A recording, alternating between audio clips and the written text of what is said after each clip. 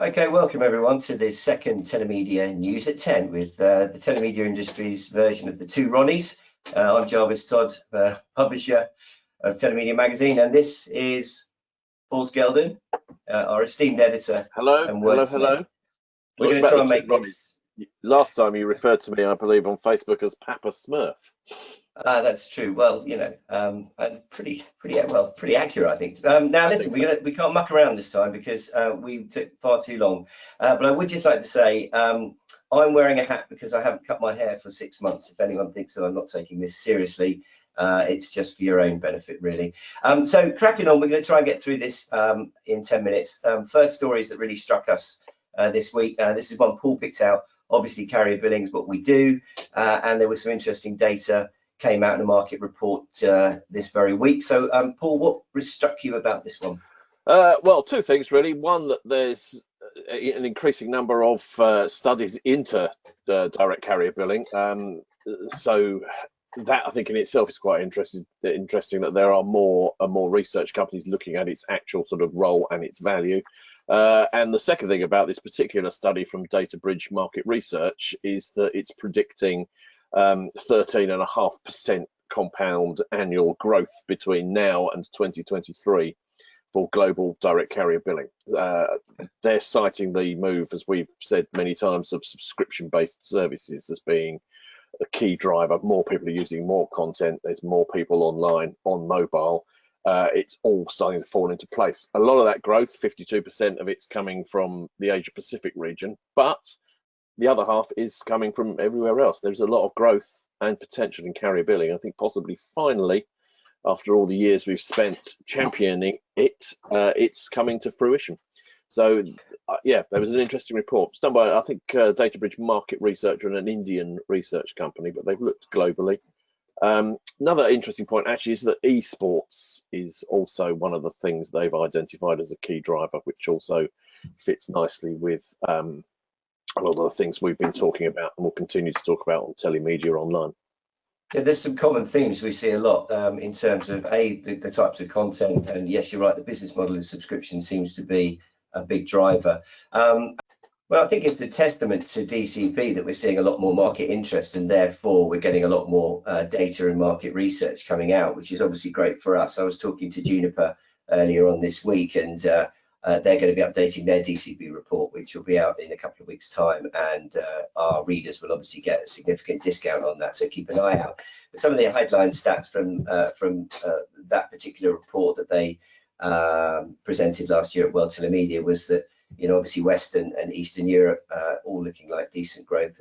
Eastern Europe particularly 22 to 24%. But as you rightly pointed out, Paul, all the action in terms of forecasting seems to be East Asia, China, and obviously South America, where, you know, DCB clearly is exactly the right kind of mechanism for the, you know, the payment cultures of those particular territories. So let's move on. Talking of white papers. We were really pleased to put out our first white paper. Thanks very much to Democo and to Melody Media for helping us with that, and obviously iGaming Business supporting the webinar. Headline stat from that was, of course, that gambling operators could be leaving up to 70% of their potential revenues on the table. Interesting, particularly because I saw some forecasts from you, Paul, which said that actually, you know, a lot of gambling stats in terms of forecasts are not that great, which for most industries would be a disaster. But if you think that they've got that much latent demand that they're not tapping into, actually the news might not be quite so bad if they get a bit more mobile centric. Absolutely. I mean, I think, yeah, what it's shown, particularly over the sort of lockdown, is that we need to engage people who aren't, you know, you aren't your regular sort of online gambling players, and carrier billing is the tool that can get them in and hopefully upsell them into a much more sort of long-term sustained way of playing, possibly probably through another payment mechanism, but it gets them on board. And I think that's the crucial thing that carrier billing offers to a lot of businesses, gambling, many other verticals, is that it can onboard people really easily, particularly people who want a one-off or occasional use of these things or want to try them out. And of course, once you get them into a new payment environment, then you can start having two-way transactions as well, which will you know, which is what you need in the gambling services, and probably lots of other services too. Absolutely. Okay, Well, speeding along, big news this week, Boku by Fortumo. So more M&A activity in our sector. Yes, absolutely. I think we're going to see an increasing amount of M&A activity in the sector, purely because of the sort of economic conditions we find ourselves in. I think that's also testament to some degree of carrier billings increasing importance, is that other companies are seeing the value of this. I mean, the Boku Fortumo tie-up is a rather sort of lovely synergy, really, of Boku's carrier billing operations, as well as its sort of digital identity stuff and all that. And Fortumo obviously do a lot in that carrier billing space as well. And yeah, I think it's a wonderful match made in Telemedia heaven, that one, I think, and one that's going to make it a very valuable entity, I believe. Well, that's right, and that deal, I believe, is worth $41 million, which gave Boku, by our estimations and looking at the chart that you can see there in terms of market share, increased their market share by about 20%. So, you know, it's a 20% increase valued at $41 million. It just goes to show that DCB is, you know, high on the agenda and looks exciting from an M&A point of view. And I expect we'll probably see a little bit more of that. But what that chart also shows, and this came up in the interview that Paul and I did with Centilli earlier on in the week, which we were very grateful to have the opportunity to do that, was that, you know, the market is still very fragmented. You know, whilst you've got a few companies that have got a big chunk, the rest of it is very fragmented, and that in itself potentially is one of the reasons why DCP penetration is not as high as it should be, because we'll talk about this a lot. You know, that sort of consolidated response to market requires some kind of cooperation, and in fragmented markets that ain't so easy. I don't know if you got some thoughts on that. Yeah, no, absolutely. I think that's the key thing, really, is that as we see more M&A and fewer people offering carrier billing, but on a much larger scale, makes it more universal, which I think is the key thing for most verticals who are wary of to some degree of doing it or using it. Is that it could prove tricky across lots of different regions, trying to deal with it all in fragmented ways. Having big players who can offer a fairly universal small, medium and large size enterprise solution across various geographies. Yeah, excellent. I think we're going to see a lot more of it. 100%. One of the just as a footnote to that, one of the things I thought was really interesting was when the analysis of Boku versus Fortumo, and that Fortumo was sort of essentially sort of higher volume, you know, small to medium sized businesses, and yet they managed to bag Google and Amazon as part of that strategy, which is no doubt another bit of reason why they were so darn attractive in the marketplace. Oh, absolutely. Can you imagine where that's going? That's really going to be one to watch. Exactly, and of course, you know, a big driver for the Southeast Asian markets, of course. So let's move on to the third story. This is one of yours, mate. The UK internet users. It doesn't. Yes, I think we should just touch on it because I think it's sort of important. Ofcom's sort of recent State of the Nation report into what people in the UK are doing online threw up this fantastic statistic that 87% of people aged over 16 in the UK use the internet. 81% of those do it on a mobile or a tablet primarily. So the shift to using mobile as the sort of primary way of accessing, well, it's news and information, social media, and increasingly e-commerce services and entertainment is now mobile. And I think that sort of brings us back to our carrier billing play, that really that's where people are, and they're wanting news, wanting information, they're wanting to be entertained, and if you wanted to charge for it, which is, you know, conceivable, people don't necessarily want to just have ads for free content. Carrier billing is a way of allowing that in snackable, fast ways of doing it, particularly around news and information, which is the top category in this Ofcom poll of what people are doing. So yeah, a useful and important little story there, I think, that shows where we're going. Okay, and we're going towards the end of our session, thanks to that clock coming up and reminding us. So very quickly, fourth story, very interesting. GSMA axes a fifth of their workforce. Very sad for a number of reasons, but I have some questions about that. What were your thoughts? Well, I mean, it's obviously a direct response to not doing Mobile World Congress this year. and it is very sad for the people involved. But I think it does for a lot of other businesses provide a great opportunity. Well, I think you're right. We tried to capitalise on, earlier in the year, but I don't know. What are your thoughts, really? Well, I was a little surprised. I know that there are some big numbers involved in that event, and I don't think that anyone in hindsight blames GSMA for taking the action that they did. It was absolutely right to do that. However, I did a little bit of digging around, and for the last few years, they have generated hundreds of millions of dollars from that event. And with significant profits in the tens of millions every single year. And I was wondering why and whether or not, cancelling one show was really going to create that sort of impact. 20% of their staff is massive. And I was also, and I need to be a little bit careful here, but rumour has it on the underground grapevine that the deal that they offered to their exhibitors by way of compensation was, a little bit opportunistic, to say the least. And I just wonder, given that they've had a very good long run at this event, making huge amounts of profit, where did all the money go?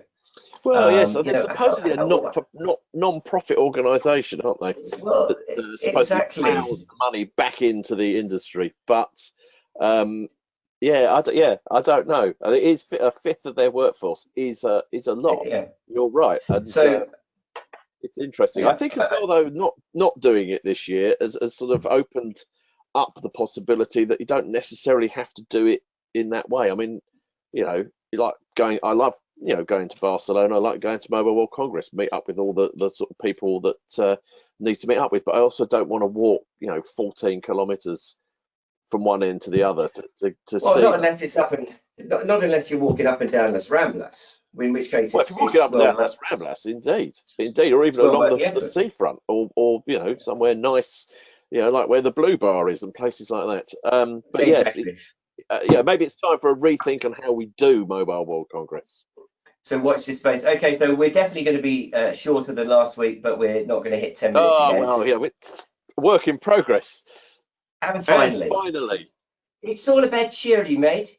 And charity is one of those sectors that we absolutely love. It's been a massive success for the telemedia industry. PSMS has absolutely, reshaped the landscape for this business. Again, we'll be doing a white paper on it later on in the year, so keep an eye out for that. And in fact, we are looking for sponsors and co-authors, so please get in touch. But the news was, and we're delving into sort of LinkedIn posting now, the wonderful people from Dynamic Mobile Billing decided, given that the charities in this difficult time are really struggling, that they would waive all processing fees on charity shortcodes until October. So a big up to Dynamic Mobile Billing. Kev Dawson, Gary Corbett and his team, great guys. I would just say, though, that this threw up an interesting thought process, because I was, obviously we talked to Phonics a lot, who have made their name in the UK by doing a brilliant job with children in need and comic relief. And, some of the stats that come out of that, those big telethons now, it's an absolute fact that consumers prefer to donate, certainly during those live events, using mobile. And figures of around 70% of all funds donated come in using mobile PSMS. So it just goes to show that by offering a mobile, a way of paying with your mobile, you are going to pay and do it more. And I don't know what your thoughts are on that, but it seems as though the very process of putting the payment into the hands of the mobile user actually stimulates the payment, or in this case the donation, as opposed to doing it in some other more complicated way. Absolutely, and I think sort of Dynamic Mobile Billing and Kevin in particular, do a lot for charity and good causes, and that's brilliant. Really admire them for it. I think the mobile side of charity, particularly in the sort of socially distanced world we're likely to be in for some time, it's also an ideal way of collecting money sort of in the street, as it were, the sort of you know, they can't have a bucket and cash, you know, so maybe we can do QR code scanning or you know, text this, you know, this short code or whatever from a charity collector wearing it on a tabard. You know, it's the way to do this. It's the future, obviously. It's where the consumers are. But I think, yeah, it's a much needed thing for charity. And also charity was where we pioneered using carrier billing and demonstrated it to the general public as a tool. It in many ways won it back its reputation. So yeah, I think I agree. yeah, it's ripe for innovation around mobile and mobile payments and charity at a time when charities really need it. 100%. Just as a footnote to that, there's a really brilliant article which, again, my friend John Barros led me to, called "Mobile Takes Philanthropy to the Masses." I'll just read you a couple of quick paragraphs. It said, a century ago, philanthropy was exclusively reserved for the rich and powerful. Nowadays, the practice is propped up by anyone with spare change and a mobile phone. Mobile is now, therefore, the primary driver. And here's the interesting thing. It's that PSMS actually encourages high levels of giving, as the process requires virtually no effort from the users. Simply click and their innate generosity has been released, which I thought was brilliant. And the point here, I think, is that if you substitute the word generosity for demand, you've got the perfect pitch to any merchant for using mobile payments. So, you know, I think the proposition is compelling if you want to give, but it's also compelling if you want to buy. So finally, I've got a little treat for you, Paul. You don't know what's coming, but because we love Kevin Dawson so much, and we picked up a little post from him. In my recent appraisal, the chairman evaluated me on several areas. When we got to dress code, he said, dress for the job you want, not the job you have. So we've known Kevin for, I don't know, best part of 20 years, and we thought it would be nice to see what Kevin would look like in some of the jobs that we thought he should have. And I hope Kevin's going to be watching this, and this is for you, Kev. So there's Kevin as the Queen. There he is as Superman. Che Guevara. Oh no. But this is the one I think he really wants. There you go. So, excellent stuff. So, and yes, listen, mate. Thank you very much for another brilliant. I think probably 15 minutes, which is not. We're getting there. We're getting there. Yeah. Our next best time. So until next week, you can tell I'm off to play golf. And what are you off to do, mate? Right, some more brilliant. Stuff around and find out some more interesting stuff that we can keep posting on Telemedia online.